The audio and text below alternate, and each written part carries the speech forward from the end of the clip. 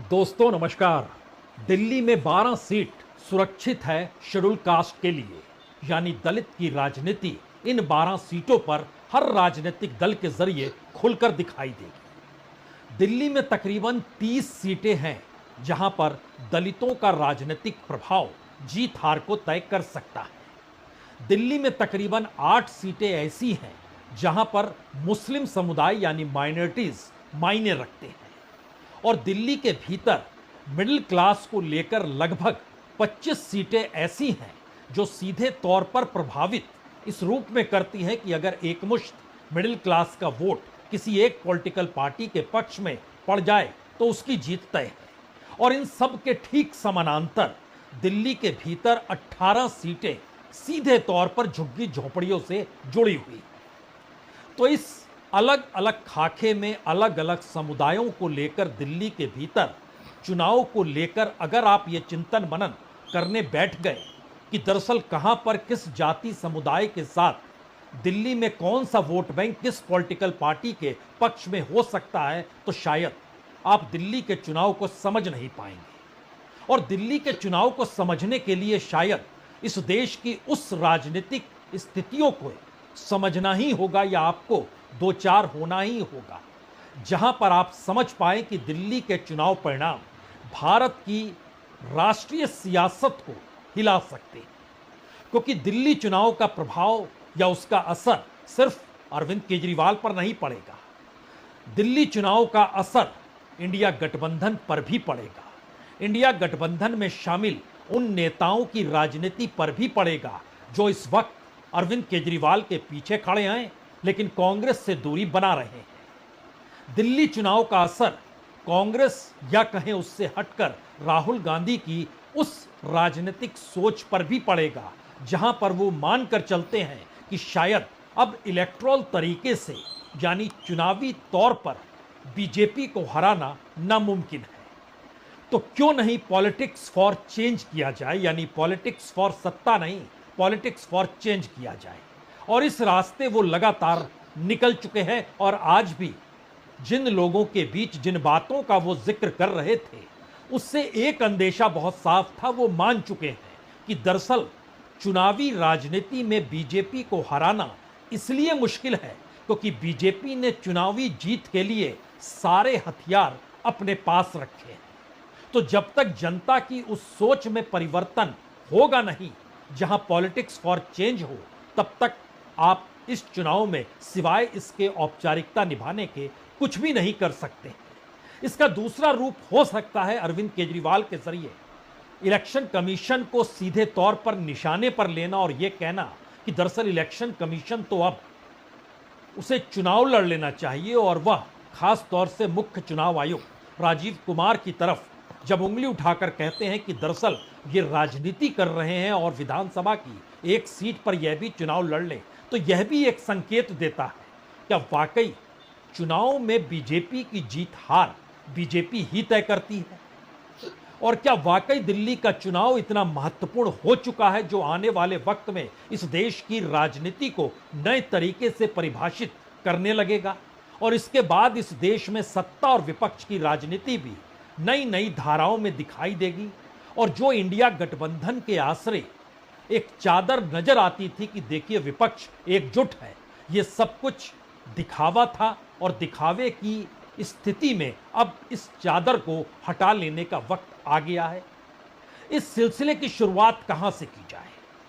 क्या इस बात को लेकर की जाए कि उत्तर प्रदेश के पूर्व मुख्यमंत्री समाजवादी पार्टी के नेता अखिलेश यादव आज दिल्ली की किराड़ी विधानसभा के भीतर की गलियों में अरविंद केजरीवाल के साथ आम आदमी पार्टी के लिए वोट मांग रहे थे, और एक बड़ा सा नजारा जो आम आदमी पार्टी की लोकप्रियता को दिखलाता है वो नजर आ रहा था। समाजवादी पार्टी के राष्ट्रीय अध्यक्ष अखिलेश यादव आपके बीच पहुंच चुके हैं।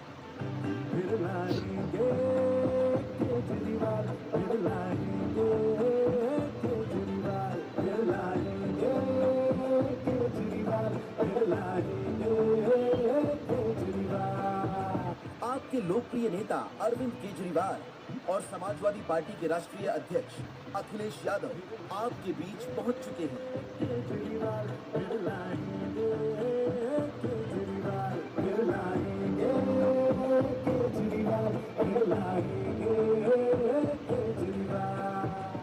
तो किराड़ी की गलियों में उठता हुआ शोर ये बताने के लिए काफी है कि इंडिया गठबंधन आपस में टकरा रहा है, आपस में जुड़ भी रहा है, और जुड़ते हुए वक्त में छत्रपों की मौजूदगी राष्ट्रीय पार्टी के खिलाफ क्यों खड़ी है और किस तर्ज पर उसकी जरूरत है। शायद ये पहली तस्वीर आपके जहन में यही सवाल को पैदा कर रही होगी।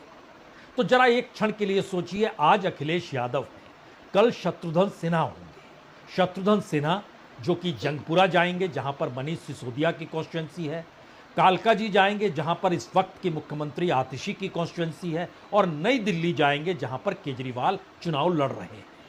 और केजरीवाल की घेराबंदी दो पूर्व मुख्यमंत्रियों के बेटों के जरिए की गई है। एक तरफ साहिब सिंह वर्मा के बेटे प्रवेश और दूसरी तरफ शीला दीक्षित के बेटे संदीप। और राजनीतिक तौर पर यह घेराबंदी बहुत साफ तौर पर बतलाती है कि क्या अगर दिल्ली में, नई दिल्ली कॉन्स्टिट्यूंसी में अरविंद केजरीवाल चुनाव हार जाते हैं तो फिर क्या होगा। यानी आम आदमी पार्टी अगर चुनाव जीत भी जाती है और अरविंद केजरीवाल चुनाव हार जाते हैं तो क्या आम आदमी पार्टी बिखर जाएगी, टूट जाएगी, या फिर इसके भीतर की उस राजनीतिक मर्म को अब समझने की जरूरत है जहां पर कल से शत्रुघ्न सिन्हा नजर आएंगे। शत्रुघ्न सिन्हा बीजेपी में हुआ करते थे 2019 तक, उसके बाद वो कांग्रेस में चले गए और कांग्रेस की टिकट पर उन्होंने बिहार में चुनाव भी लड़ा पटना में, फिर वहां से निकले और टीएमसी में चले गए और आसनसोल से चुनाव जीत गए हैं। बिहारी बाबू हैं, पूर्वांचल के वोटों को प्रभावित कर सकते हैं। यानी दिल्ली के भीतर जब मनोज तिवारी और रवि किशन पूर्वांचल के वोटों को प्रभावित कर रहे हैं, तब बिहारी बाबू की मौजूदगी यानी शत्रुघ्न सिन्हा की मौजूदगी जो है उनसे टकराएगी। दरअसल ये सारी चीजें आपको दिखाई दे रही हैं और असल सवाल है दिखाई क्या नहीं दे रहा है। और ये सवाल शायद सबसे बड़ा इसलिए बड़ा महत्वपूर्ण है क्योंकि उसकी एक नब्ज को आज राहुल गांधी ने यह कहकर पकड़ा कि मैं जिस राजनीति को कर रहा हूं और मैं जिस राजनीति को समझ रहा हूं उस दायरे के भीतर आपको भी समझना होगा। अगर आप इसे नहीं समझेंगे तो फिर ये आपकी राजनीतिक भूल होगी। जब केजरीवाल जी आए, शुरुआत में ही मैंने इनको थोड़ा देखा, ऑब्जर्व किया। ये जितना मोदी जी एंटी रिजर्वेशन है, जितना मोदी जी एंटी दलित हैं, उतना ही है। ठीक है, ये शायद ज्यादा थोड़े मोदी जी से ज्यादा सोफिस्टिकेटेड है, वो हो सकता है। ये जो भी कोई सुनना चाहता है, देखिए मैंने यहां आके बोला आपसे कि देखो कांग्रेस पार्टी ने जिस प्रकार से आपकी इंटरेस्ट प्रोटेक्ट करनी थी नहीं की। इस स्टेटमेंट से मेरा नुकसान हो सकता है। मीडिया कहेगी कि राहुल गांधी कह रहा है, मगर मुझे कोई फर्क नहीं पड़ता क्योंकि रियलिटी है। तो जो विचारधारा की लड़ाई लड़ता है, जैसे अंबेडकर जी हैं, गांधी जी हैं, नेहरू जी हैं, हमें सच। तो क्या वाकई Rahul Gandhi politics of power नहीं बल्कि पॉलिटिक्स ऑफ चेंज कर रहे हैं और वो जानते हैं कि बीजेपी जिसे चाहेगी वह चुनाव जीतता है और बीते 10 बरस का सच यही है। यानी जो भी हवा जहां पर बन रही होती है उस अनुकूल परिणाम आते नहीं हैं। वो चाहे मध्य प्रदेश को देख लीजिए, छत्तीसगढ़ को देख लीजिए। इस दौर में कई राज्यों के चुनाव जिस तर्ज पर हुए, क्या उसी तर्ज पर दिल्ली का चुनाव होने वाला है? तो क्या आम आदमी पार्टी की जीत बीजेपी की बिसात पर टिकी हुई है और अरविंद केजरीवाल की हार भी उस बिसात का हिस्सा है क्या? क्योंकि अरविंद केजरीवाल राजनीतिक परिदृश्य से अगर एक झटके में गायब हो जाते हैं तो असर किस पर पड़ेगा? शायद किसी पर नहीं, क्योंकि इस दौर में उनकी पार्टी राष्ट्रीय जरूर हो गई, लेकिन उनकी छवि उन लाभार्थी और इन योजनाओं के जरिए पहचान में आई जिसको कई गुना ज्यादा तरीके से दूसरी पॉलिटिकल पार्टीज ने अपना लिया। और यहीं से सबसे बड़ा सवाल निकलकर पहली बार दिल्ली के चुनाव में उभर रहा है, क्या अब बीजेपी को भी अरविंद केजरीवाल की जरूरत नहीं है, या फिर बदलती हुई परिस्थितियों में अरविंद केजरीवाल की जरूरत एक नई परिस्थिति के साथ इसलिए है क्योंकि आम आदमी पार्टी दिल्ली में चुनाव जीत जाए, लेकिन नई दिल्ली की कॉन्स्टिट्यूएंसी से अरविंद केजरीवाल चुनाव नहीं जीत पाए, यानी हार जाए, क्योंकि इसके बाद की मशक्कत शायद आम आदमी पार्टी के भीतर की राजनीति नए सिरे से मथी जाएगी। और पुरानी परिस्थितियों को अगर ध्यान दीजिए तो अगर आम आदमी पार्टी जीत भी जाती है तो भी तो दिल्ली एलजी ही चलाएंगे, और एलजी बीजेपी की सत्ता द्वारा नियुक्त व्यक्ति ही होगा, तो सत्ता तो बीजेपी की चलती रहेगी। सवाल सिर्फ इतना है कि राजनीतिक तौर पर किसकी कितनी महत्ता इस दौर में इस देश की सियासत को साधने को लेकर जो 2024 में बनी थी या पैदा हुई थी, जिसने 2040 पर लाकर बीजेपी को रख दिया, यानी बहुमत से नीचे वो आकर खड़ी हो गई। अब उस राजनीति को साधने के लिए बीजेपी को अपनी बिसात को बदलना है या उस बिसात को लेकर नए सिरे से मथना है, क्योंकि इस पूरी प्रक्रिया के भीतर एक बात तो तय है, जब टीएमसी के सांसद और समाजवादी पार्टी के अध्यक्ष दिल्ली में अरविंद केजरीवाल के लिए चुनाव प्रचार करते हुए नजर आ रहे हैं, तो ऐसे वक्त में उत्तर प्रदेश में जब चुनाव हो, अब जब बीएमसी का चुनाव होगा, जब बंगाल का चुनाव होना है, इन तमाम परिस्थितियों में कांग्रेस पार्टी की राजनीति पॉलिटिक्स ऑफ चेंज होगी, तो फिर निशाने पर कौन कैसे किस रूप में आएगा और कांग्रेस को निशाने पर कौन कैसे रूप में लेगा, शायद यह अब छुपी हुई बात नहीं है। क्योंकि उत्तर प्रदेश की राजनीतिक जमीन पर अखिलेश यादव नहीं चाहते कि कांग्रेस साथ में नजर आए, तो पूरा उपचुनाव उन्होंने अपने बूते लड़ा और मिल्कीपुर में भी समाजवादी पार्टी ही चुनाव लड़ रही है। कांग्रेस ने समर्थन दिया हुआ है, लेकिन कांग्रेस का कोई नेता जाकर चुनाव प्रचार नहीं कर रहा। समर्थन दिल्ली के भीतर उद्धव ठाकरे की शिवसेना का भी है, शरद पवार की एनसीपी का भी है, ममता बनर्जी का भी है और अखिलेश यादव का भी है। आरजेडी के नेता ने मान लिया कि दरअसल लोकसभा चुनाव तक गठबंधन था, राज्यों के चुनाव से कोई मतलब नहीं है, उन्होंने दूर रखा है, तो उनकी बार्गेनिंग क्या बिहार की राजनीतिक जमीन पर आरजेडी को स्थापित किए रखने की है? असल खेल शायद भारत की राजनीति में दिल्ली के चुनाव परिणाम से इसलिए तय होना है क्योंकि विपक्ष की मौजूदगी और विपक्ष की छत्रपों के तौर पर मौजूदगी, ये दो अलग अलग चीजें हैं। कितनी भी ताकत के साथ अखिलेश यादव उत्तर प्रदेश में जीत जाएं, वो इस बार 36 सांसद को जिता पाए हैं, अगली बार मान लीजिए 40 जिता देते हैं। ममता बनर्जी का स्ट्राइक रेट भी 90% कर दीजिए तो वह भी मान लीजिए 35-36 तक पहुंच गई। बिहार के भीतर भी आप लेकर आइए उन परिस्थिति में, तो आप देखेंगे कि छत्रपों की मौजूदगी राष्ट्रीय तौर पर बीजेपी को डिगा नहीं पाती है।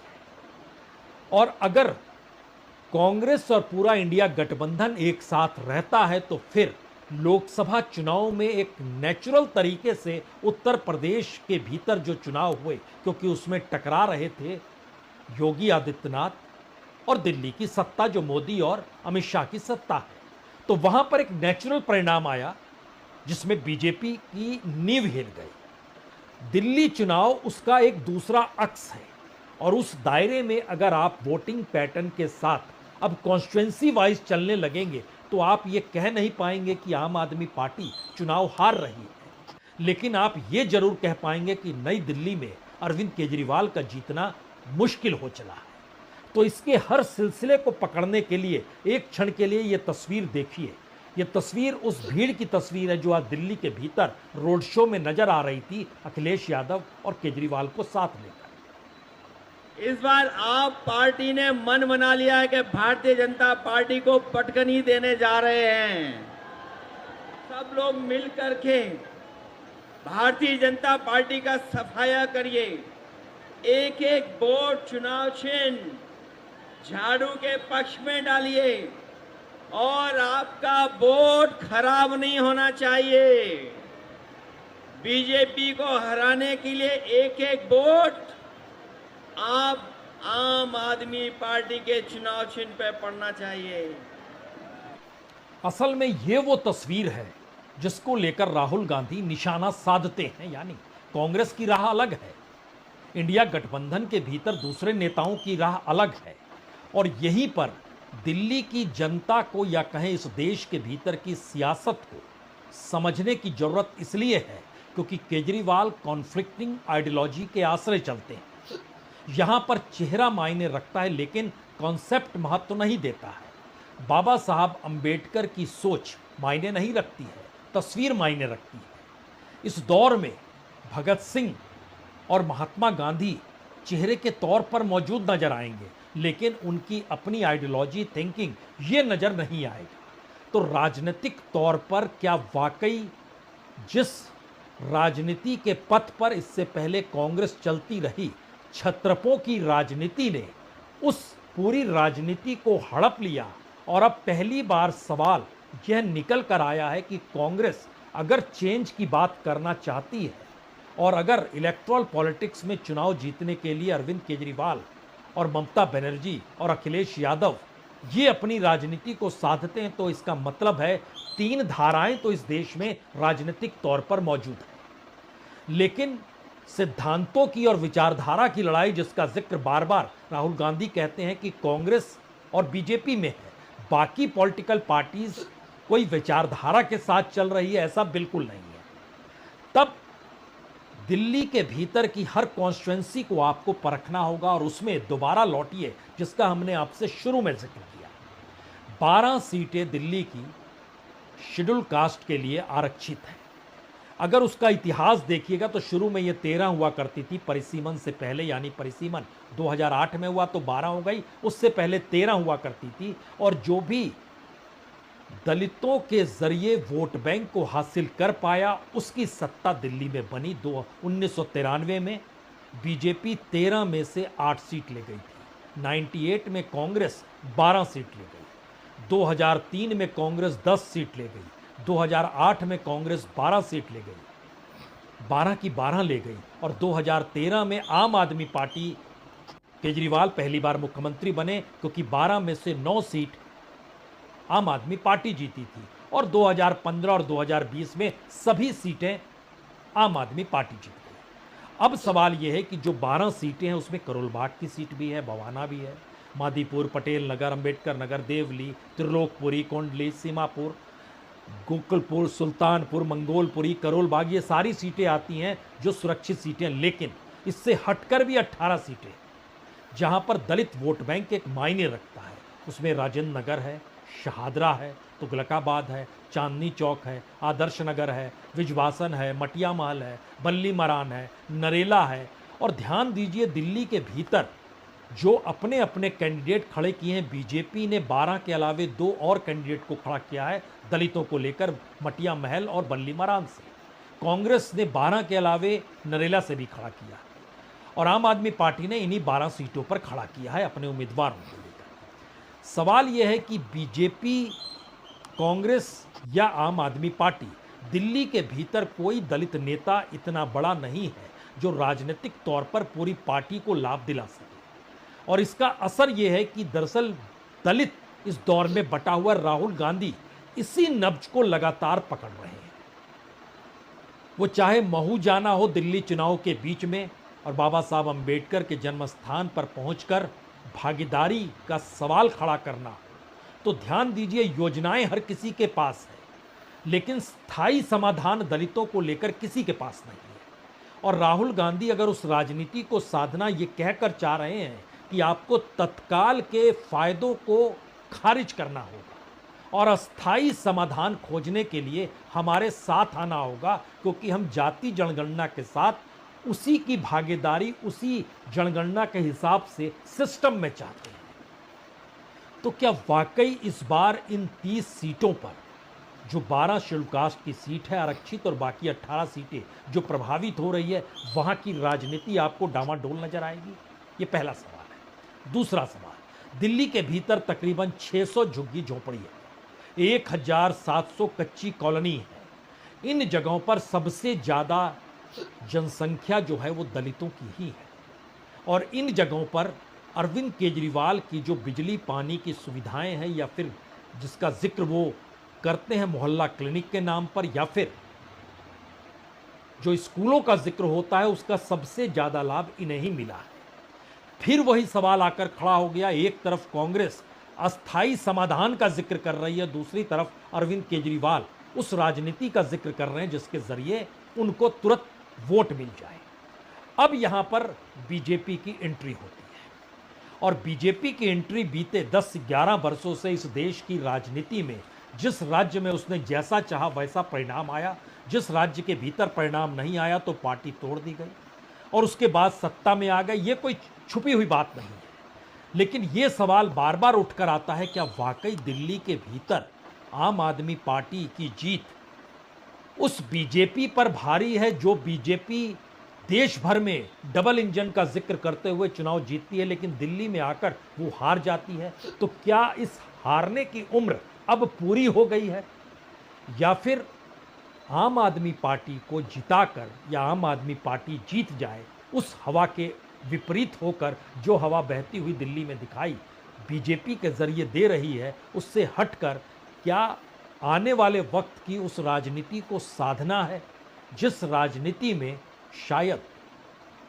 विपक्ष कैसे बटा हुआ होगा और विपक्ष की थ्योरी किसी विचारधारा या सिद्धांत पर नहीं, बल्कि तात्कालिक राजनीतिक जरूरतें और लाभार्थियों को मिलने वाले लाभ की एवज में वोट के जरिए तय होगी? यह शायद हो सकता है। यहीं से 3 बड़े सवाल शुरू होते हैं। पहला सवाल, अरविंद केजरीवाल के पीछे कौन है? अरविंद केजरीवाल के चुनाव प्रचार के तौर तरीके, या फिर सत्ता में रहते हुए भी बीते 10 वर्षों में उन्होंने जो अपना कद बनाया है वो प्रचार प्रसार पर टिका हुआ है, तो वो पैसा कहां से आता है? यानी जो बीजेपी या जो मोदी अमित शाह बड़े बड़े धुरंधरों की राजनीति को जमीन चटा चुके हैं, वो अरविंद केजरीवाल की राजनीति को धीरे धीरे फैलने क्यों देते हैं? और राजनीतिक तौर पर अरविंद केजरीवाल हर उस जगह पर उस वोट बैंक में सेंध लगाने से चूकते नहीं हैं जहां पर बीजेपी का विरोध करने वाली पॉलिटिकल पार्टीज का वोट किसी एक पॉलिटिकल पार्टी में सिमट ना जाए तो वो बिखरता है, यहां तक कि गुजरात में भी। ये पहला सवाल है। दूसरा सवाल, क्या वाकई इस दौर में इंडिया गठबंधन के भीतर जो उलझने चली आ रही थी, छत्रपों की राजनीति और राष्ट्रीय राजनीति को साधने वाली कांग्रेस की राजनीति, अब वो पूरी तरीके से नेकेट हो गई, यानी पारदर्शी तरीके से नजर आने लगी कि ऐसा अब भविष्य की राजनीति में बीजेपी वर्सेस विपक्ष नहीं होगा, बीजेपी वर्सेस विपक्ष की तमाम पॉलिटिकल पार्टीज होंगी? ये दूसरा सवाल है। तीसरा सवाल, क्या वाकई जैसे गुजरात मॉडल बनकर निकला जिसमें एक ही सोच रहेगी और उस सोच से हटकर कोई दूसरी सोच नहीं रहेगी, और 5 साल, 10 साल, 15 साल, 20 साल, 25 साल अगर एक ही सोच, एक ही पॉलिटिकल पार्टीज के जरिए रहेगी, तो फिर आने वाले वक्त में जो वो पीढ़ी वहां पर धीरे धीरे बड़ी हुई, उसने तो दूसरी सोच देखी ही नहीं, उसे पता ही नहीं है कि गुजरात के भीतर कभी कांग्रेस भी हुआ करती थी। और राजनीतिक तौर पर अगर बीजेपी ही चली आ रही है तो एक व्यक्ति, एक सोच वहां पर हावी है, तो क्या इस देश के भीतर एक व्यक्ति, एक पार्टी और उसकी सोच उसी तरीके से मायने रखे? इसीलिए विपक्ष की मौजूदगी छत्रपों के तौर पर हर राज्य में होनी चाहिए, जिससे सिद्धांत और विचारधारा की लड़ाई टकराने की स्थिति में इस देश के चुनाव में ना आए। कम से कम अखिलेश यादव की जीत, उनकी अपनी राजनीतिक सत्ता विपक्ष के तौर पर उसको कोई डिगा नहीं सकता है। मायावती खत्म हो गई, कांग्रेस की जड़ें मजबूत है नहीं। बंगाल के भीतर ममता बनर्जी के बाद कौन? शायद कोई नहीं। ममता बनर्जी की मौजूदगी हर बात का एहसास कराती है, जैसे बाला साहब ठाकरे के रहते वक्त शिवसेना की मौजूदगी थी, उद्धव ठाकरे के वक्त क्या मायने रखती है शिवसेना? शायद ये सवाल है। कहीं ज़्यादा बड़ी भूमिका में एकनाथ शिंदे को कैसे बीजेपी ने खड़ा किया, ये छुपा हुआ नहीं है। अजीत पवार जो कहीं मौजूद रहते थे तो शरद पवार की छांव तले रहते थे, लेकिन एक झटके में बीजेपी ने छत्रप के तौर पर उनको खड़ा कर दिया। तो इसका एक मैसेज तो बहुत साफ है कि बीजेपी जिसे चाहेगी उसे खड़ा कर सकती है, जिसे चाहे उसे डिगा सकती है। तो क्या बीते 11 बरस की दिल्ली की सत्ता के बाद अब यह तय हो गया कि बीजेपी की जरूरत दिल्ली के भीतर और दिल्ली के जरिए देश को साधने की जरूरत के साथ अरविंद केजरीवाल नहीं, लेकिन एक पॉलिटिकल पार्टी के तौर पर आम आदमी पार्टी की मौजूदगी चाहिए उसे? क्योंकि अरविंद केजरीवाल की मौजूदगी बीजेपी के बाकी नेताओं को लेकर शायद पच ना पाती हो, जो इससे पहले होते रहा है। तो इसीलिए तो लेफ्टिनेंट गवर्नर की मौजूदगी हुई, इसीलिए तो पार्लियामेंट से उनको तमाम ताकतें दिलाई गई। सत्ता तो लेफ्टिनेंट गवर्नर ही चला रहे हैं दिल्ली के भीतर, सीएम के हाथ में तो कुछ भी नहीं है। तो एक पॉलिटिकल पार्टी की मौजूदगी दिल्ली में रहनी चाहिए, लेकिन माइनस केजरीवाल की परिस्थिति दिल्ली के भीतर रहनी चाहिए आम आदमी पार्टी के साथ। तो क्या यह दिल्ली की बिल्कुल वह बिसात है जो इस देश की आने वाले वक्त की सियासत को लेकर अब बीजेपी चूंकि इस देश के भीतर जो आमूल चूल परिवर्तन करना चाहती है या वो सोच रही है, जिसका जिक्र उसने 2024 के चुनाव के वक्त 400 पार के नारे के साथ कर दिया था, और वो शायद सफल नहीं हो पाया क्योंकि उस वक्त तक चीजें खुद बीजेपी नहीं समझ पाई कि उसको जो बिसात बिछानी है उसमें उसके अपने प्यादे भी शायद डगमगा गए, या इस देश की राजनीति के भीतर पहली बार एकजुटता विपक्ष के साथ आई तो कुछ सवाल बड़े हो गए, हो सकता है। तो इन 3 सवालों के इर्द गिर्द दिल्ली का चुनाव और उसके परिणाम आने वाले वक्त की सियासत को उस खतरनाक मोड़ पर ले जाकर खड़ा कर चुके हैं, जहां पर तय यही होना है कि दिल्ली आम आदमी पार्टी जीते, लेकिन अरविंद केजरीवाल चुनाव हारे। बहुत बहुत शुक्रिया, बहुत बहुत शुक्रिया।